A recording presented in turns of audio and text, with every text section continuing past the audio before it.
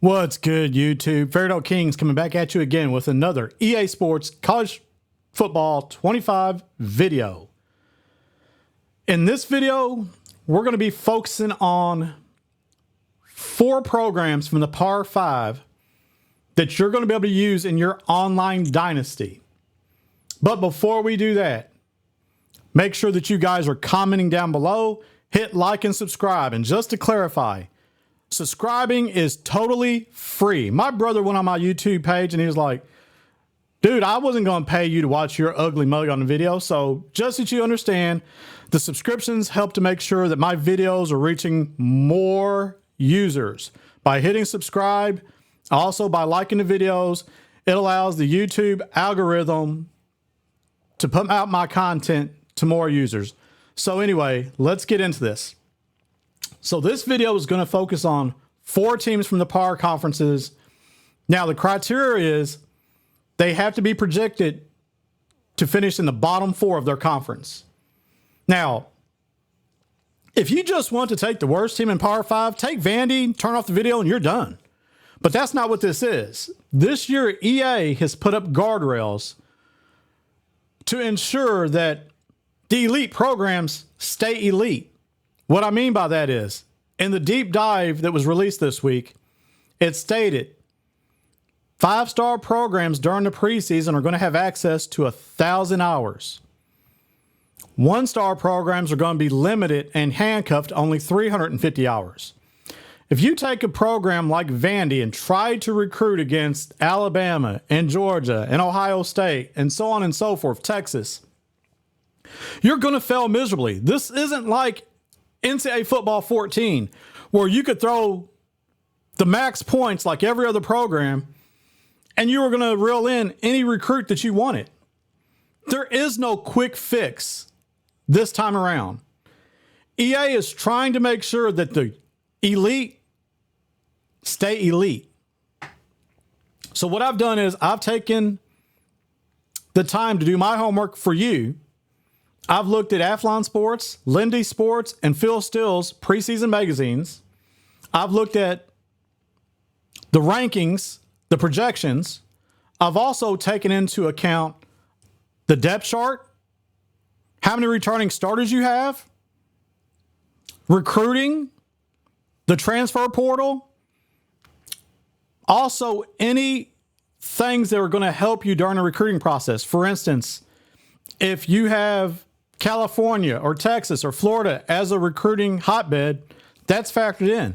As well as if you have high academic prestige, so on and so forth. Something is built in that's going to help you turn around and recruit against the likes of those elite programs.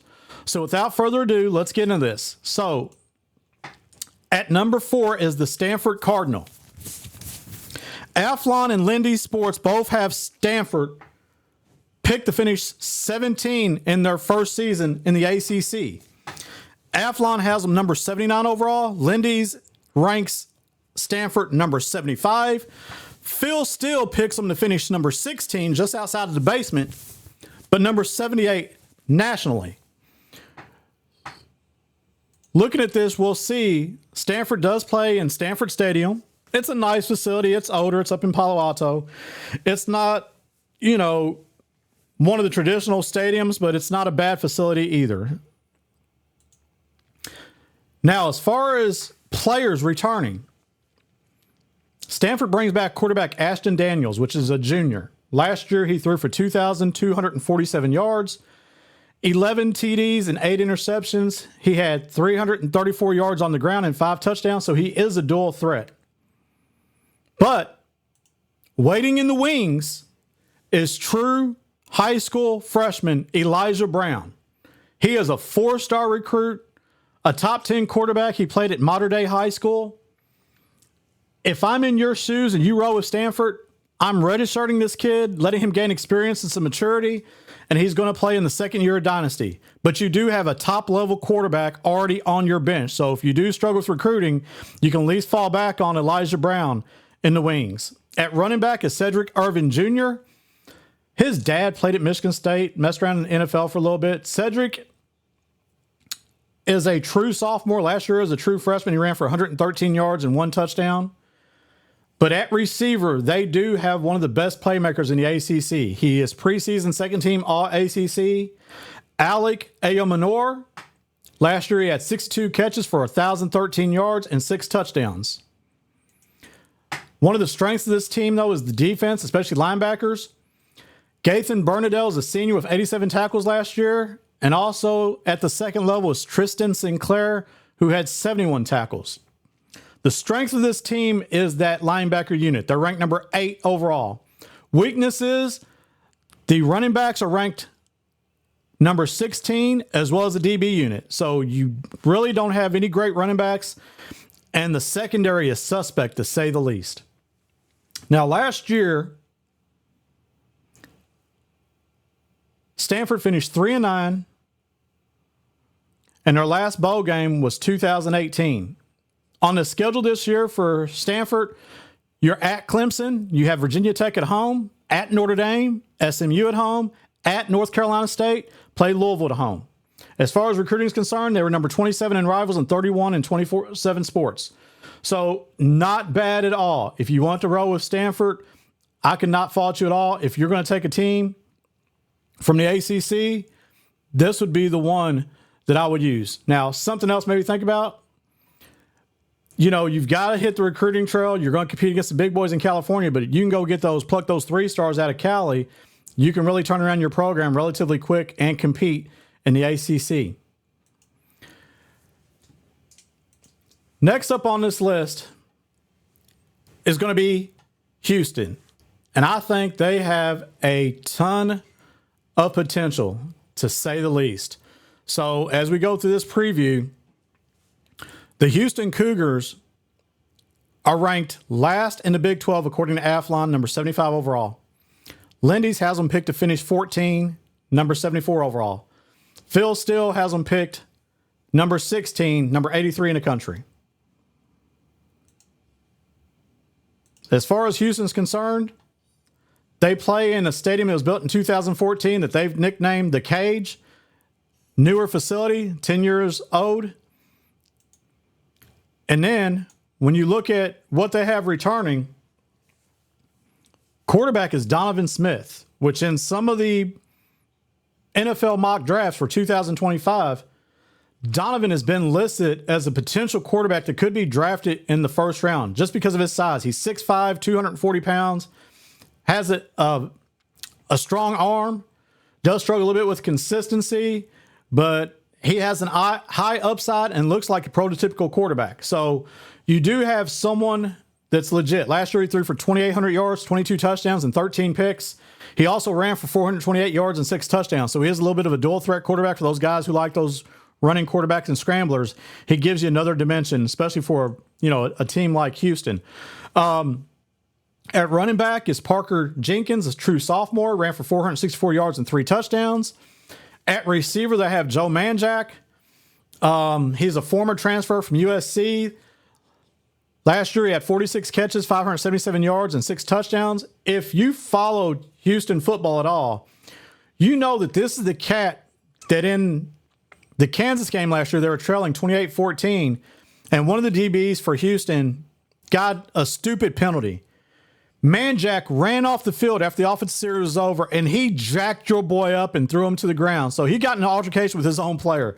Dude is high intensity all the time. I want someone like Manjack on my team so you can use him in your dynasty and actually do very well. Someone else they have is Mekhi Muse, junior transfer from Georgia, who's been nicknamed Waffle House. And if you wonder, why is his nickname Waffle House? Well, it's because he's always open.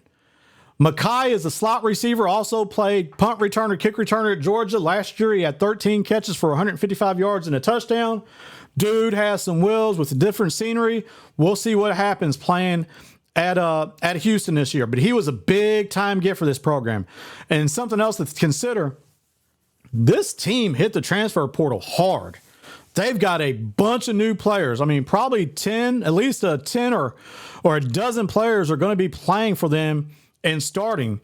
They're too deep as litter with guys from the transfer portal. I mean, I could sit there and list 20 guys if I wanted to with all the new faces. At defensive end, they add Keith Cooper. He's a transfer from Tulane. He's preseason fourth team All Big 12. Last year he had 32 tackles and 5 sacks at Tulane. They also add or bring back free safety A.J. Halsey, who's a junior. He led the team with 98 tackles last year. He's kind of all over the place. He had to make a ton of tackles in the secondary. Something else they do have is offensive guard Tank Jenkins is fourth team All Big 12 preseason. So they do have one key piece up front on the line. Now, last year, Houston went 4-8. Their last bowl appearance was 2022. Rival Sports has them number 27 as far as recruiting. 24/7 had them at 60. And then the schedule. Wow. At Oklahoma, at Kansas, Utah at home, Kansas State at home, and at Arizona. Tough schedule, boy. But if you can sit there and navigate that, you're going to move up in the polls and be a contender right away. Strength of this team is their defensive line, number 7 in the Big 12. Weakness, though, is at secondary. They're ranked number 16, which is dead last in the Big 12. So, you know, they do struggle there. But if I'm sitting there throwing out, you know, another positive, Houston's in that great recruiting hotbed of Texas. So you can go find players without a doubt to turn around this program quick, fast, in a hurry. Next up on my list is going to be the Indiana Hoosiers. Man, they just brought in a new coach, Kurt Cignetti, who came in from James Madison, and he brought 13 players with him from James Madison. And this team is littered with guys from the transfer portal, many of them from the Sun Belt Conference that he competed against, Old Dominion and some other schools as well. So not just those James Madison players, but he also brought in some other guys that he faced and competed against that he said, hey, you guys want a shot to play in a Power 5 conference? I will give you the opportunity. So that's what happened. So Indiana's my number 2 team to use. Athlon Sports has them picked 17. Lindy's has them picked 18. Athlon has them number 71 overall. Lindy's also has them number 71 overall. But Phil Steele thinks highly of Indiana. He has them picked number 12 in the Big Ten and number 60 overall. Now, Indiana does play in Memorial Stadium. So it's an older stadium. They don't have the greatest facilities, that's for sure. They've been historically a bad team for a while. Don't get that twisted. They've been bad for a while. Last year they were 3-9. Their last bowl game was 2020. So they haven't enjoyed a whole lot of success. They've had a little bit more recent success lately, but like I said, last year they were 3-9. They have a ton of guys from the transfer portal and transfers on this roster. At quarterback is Curtis Rourke, transferred in from Ohio. In 2022, he was first team All-MAC. Last year, he was second team All-MAC.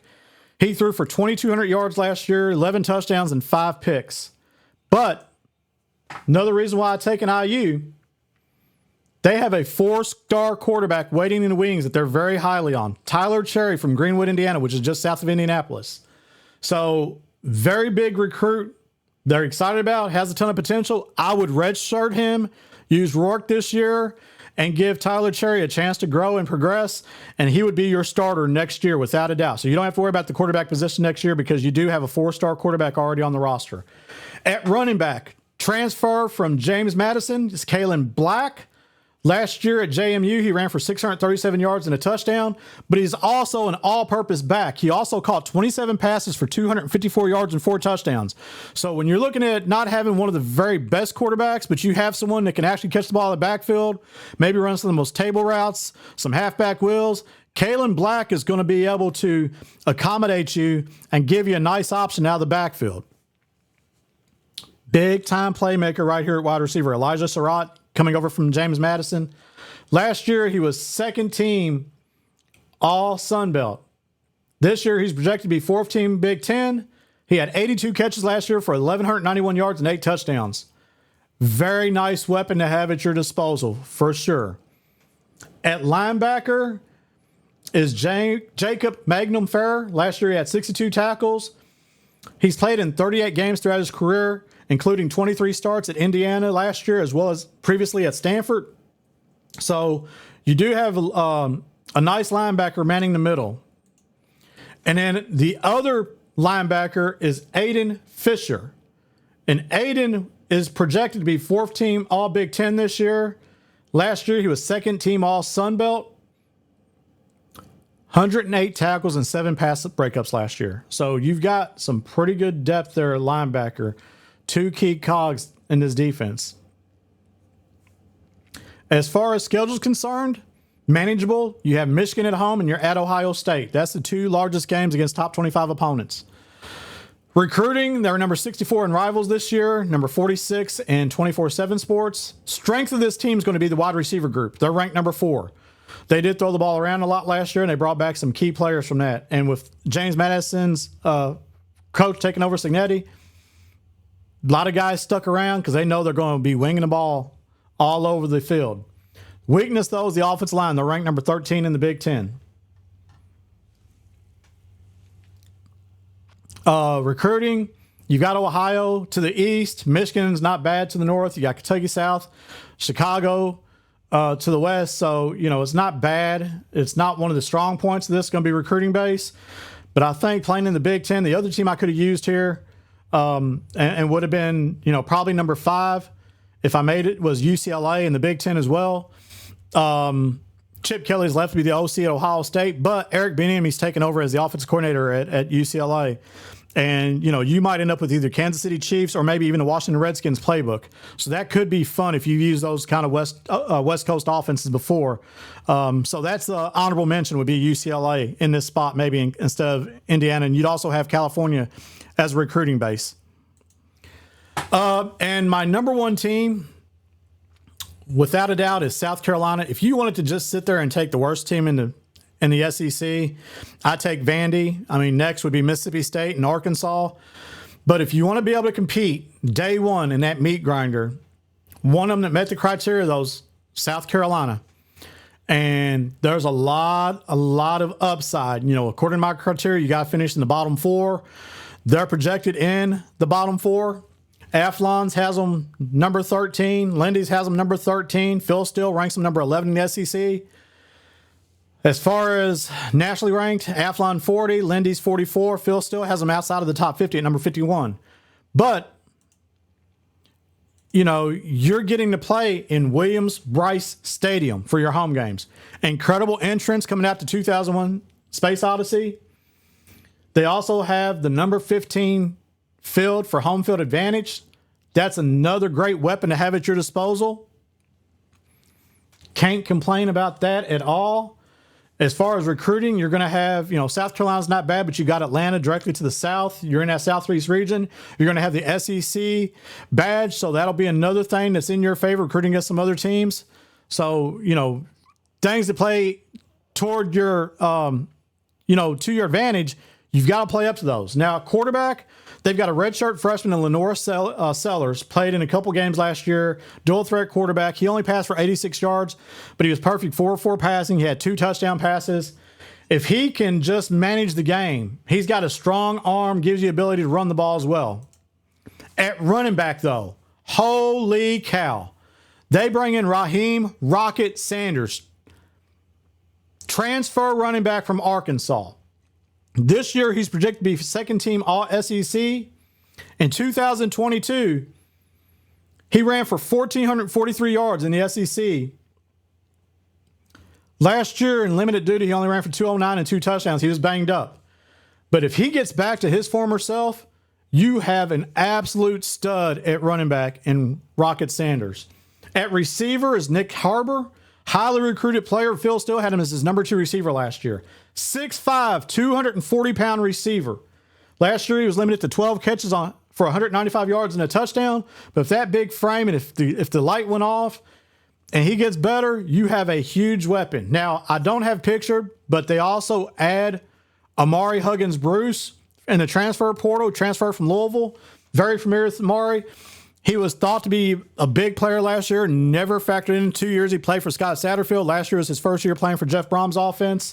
He had some big games, but he just wasn't consistent. I think he's going to be someone to watch as a South Carolina fan or someone using it.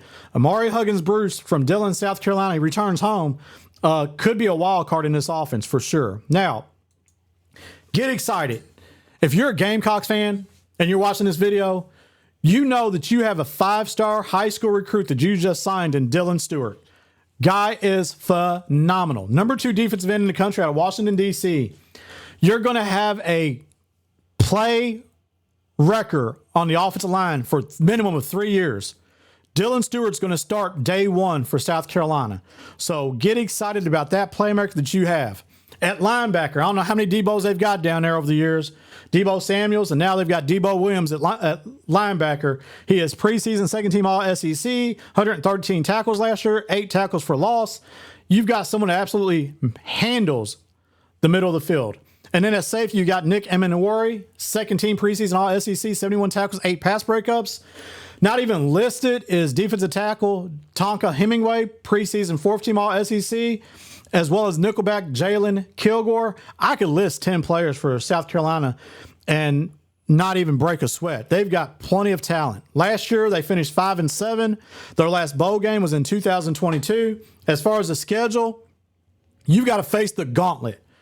You have LSU at home, Ole Miss at home, you go to Alabama, you go to Oklahoma, Texas A&M at home, Missouri at home, and you go to Clemson to finish the year. As far as recruiting, Rivals had them at number 31 in the country. 24/7 had them at number 18, so a top 20 recruiting team. So you've got some young talent that's going to be on the roster as well. Strength of this team is going to be wide receiver and defensive back. They have the number 5 units in both those positions. So you need that playing in the SEC schedule. Weakness, though, is the offensive line. They're ranked number 13. So anyway, that's a breakdown of who I would use for Dynasty. South Carolina, without a doubt. I would use those guys and try to compete in that meat grinder. It's going to be challenging. This is not going to be easy, but you're also not going to be sit there banging your head up against the wall going, why did I take Vanderbilt? Why did I take Northwestern? These teams are going to give you a chance to compete and compete very soon. You're going to have some obstacles in recruiting, without a doubt. But if you manage your roster, you pay attention and get some players in the transfer portal, use your strengths, which is your recruiting base for a lot of these guys, you're going to be able to compete and really at least go into this and have a chance to have fun during your dynasty. Okay? That's it. Fairdale Kings, and I'm out. Make sure that you guys come back for some more content in the future. Make sure that you hit like and subscribe. Comment down below.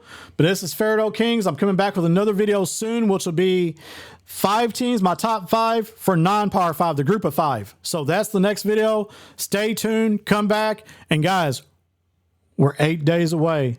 Start to get excited. You can start to sit there and get excited about what's potentially on deck.